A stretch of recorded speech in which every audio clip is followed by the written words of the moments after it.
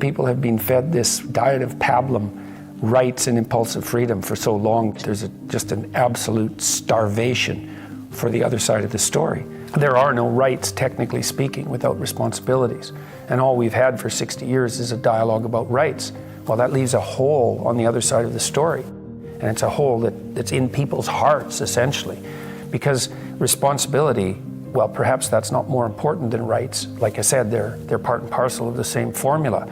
But it's in responsibility that most people find the meaning that sustains them through life. It's not in happiness. It's not in impulsive pleasure. Those things blow away at the first ill wind. But to adopt the responsibility for your own well-being and to try to put your family together and to try to serve your community and to try to seek for eternal truths and to live them, that's the sort of thing that can ground you in your life enough so that you can withstand the difficulty of life.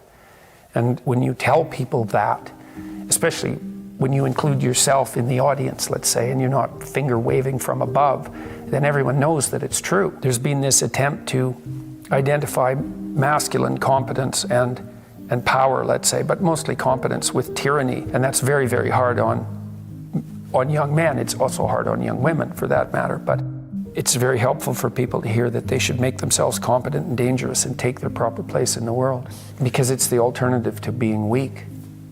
And weak is not good. The people who shoot up the high schools, they're weak. They're weak. And life is a very difficult process, and you're not prepared for it unless you have the capacity to be dangerous. That doesn't mean that you should be cruel. It doesn't mean any of that. There's a statement in the New Testament, the meek shall inherit the earth. But the meek isn't well translated. It means something more like, those who have swords and know how to use them but keep them sheathed will inherit the world. That's a way better way of thinking about it. You have to be powerful and formidable and then peaceful, in that order, right? And that's not the same as being naive and weak and harmless, which is what young men are being encouraged to be. It's like, that's a very bad idea.